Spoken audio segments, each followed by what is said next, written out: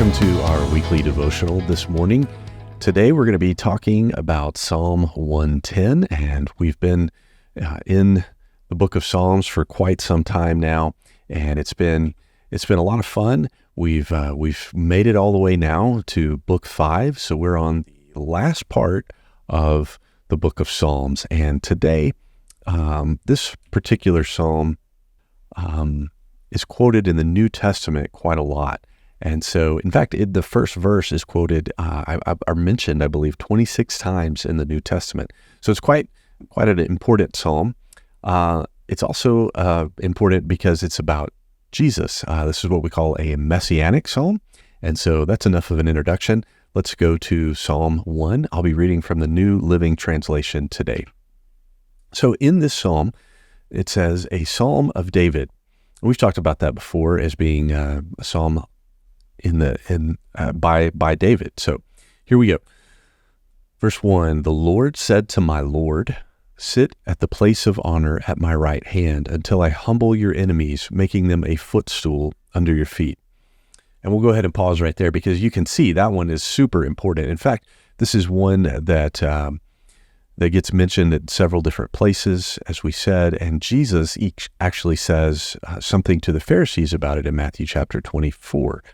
And so the point here is that how can God call another person God? And the way that Jesus points it out is that this is the Messiah.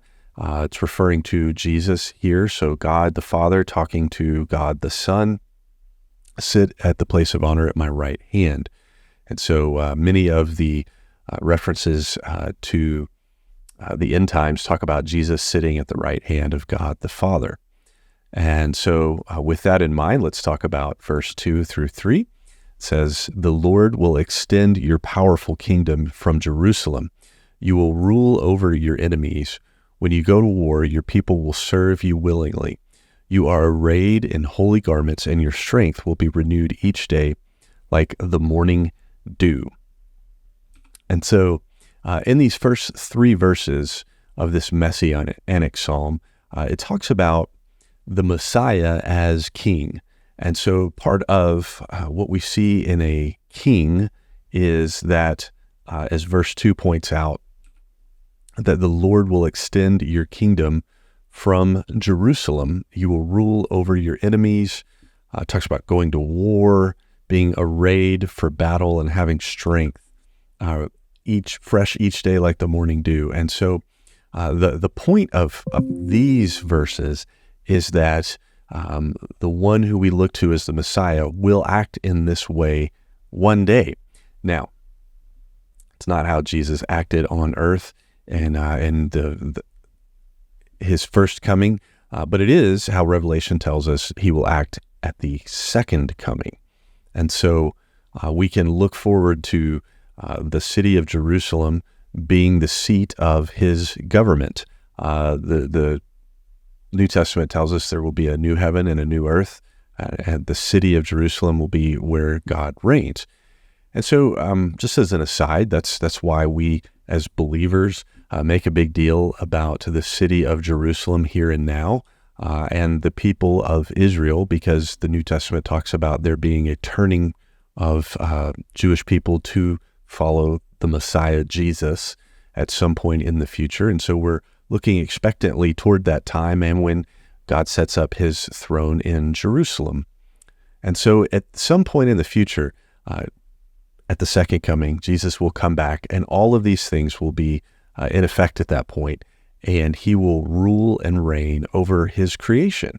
And so that can give us comfort for a couple of reasons. First of all, is the probably easiest one that I like to point out, and that's, it's pretty nice to say, hey, we've read the ending, we know who wins in this story.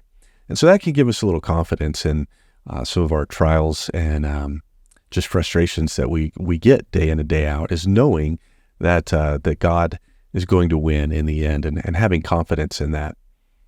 But then it also ought to give us a little bit of motivation for sharing the gospel, and this idea that God will reign also means that his enemies will be subdued. And so we can boldly stand for the cause of Christ here on earth. We can We can speak out about the values of life, the values of justice, and caring for others here on earth. And we can do that in a way that expects for God to win this victory, even if it's not right here in the temporal now, at some point in the future. So we can do that boldly and with confidence. And so maybe that's what your takeaway will be this week. But then the psalm takes a turn and still talks about the Messiah in the second half, but it does it in a little bit of a different sort of language. And so Psalm 110, starting in verse 4, says, "The Lord has taken an oath and will not break his vow. You are a priest forever in the order of Melchizedek. The Lord stands at your right hand to protect you. He will strike down many kings when his anger erupts. He will punish the nations and fill their land with corpses. He will shatter heads over the whole earth. But he himself will be refreshed from brooks along the way. He will be victorious." And this particular imagery of being a priest forever in the order of Melchizedek. Melchizedek was this guy back in the time of Abraham who appeared on the scene out of Jerusalem, at that time still just called Salem, as a priest of God Most High. And Abraham gave a tenth of his earnings to Melchizedek as a tithe before God.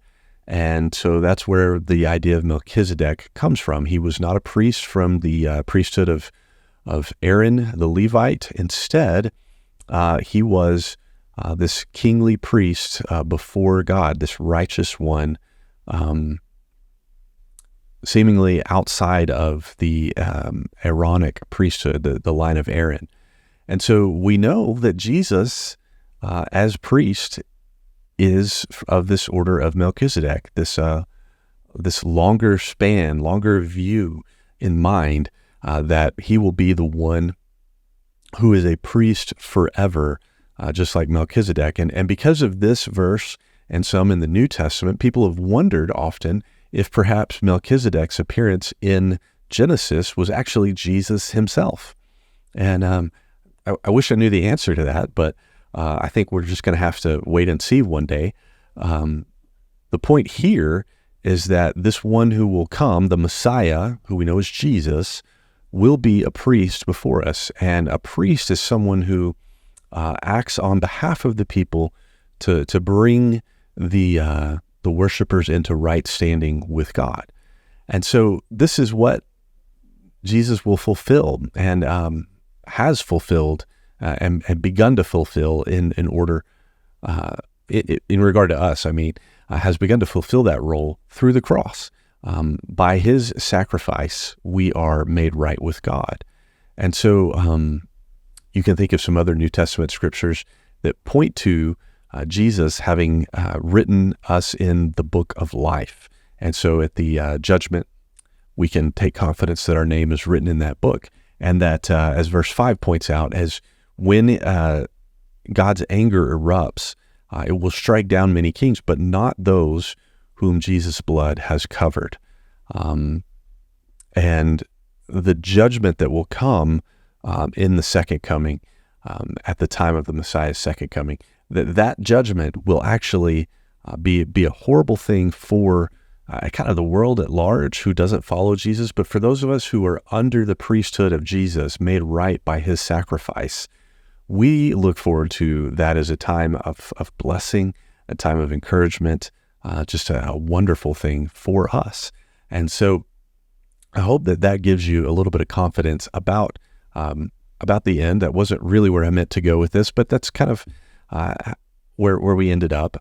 Really, this is a psalm about the Messiah, about Jesus and who he is as both our king and our priest. And so he fulfills both of those things. You see, it's important for us to remember both of those things because we don't want to fall into the trap like the Pharisees or the Jewish people at the time of Jesus did. They were looking for purely a kingly sort of Messiah. They weren't emphasizing the priestly idea as much. And so they missed the Messiah because they were focused on the earthly, kingly reign sort of part of what the Messiah would do, and not the entire picture of the prophet the priest and the king, that role that he would play. And so when we live our lives, we're in danger, this side of the cross, of sometimes thinking that Jesus is just this priestly person who has made us right with God and his work is done and over. When in actuality, it's not. There's an element of who Jesus is that is only going to be fulfilled at the second coming. And so you and I get to look forward to that time and know that in the gap that we live in, Jesus has begun his work as priest, but he has not fully completed his role as king. And so that's important for us to remember and look forward to that time of Jesus' second coming. Well, I hope this has been helpful for you. I hope that you've taken something away from this. I also hope that when you pray this week, you'll think about Jesus as your priest and as your king in light of Psalm number 110. So you can contact me, jallison@greenwoodbc.com, or you can find me at the information desk before or after one of our 4 services on the weekend.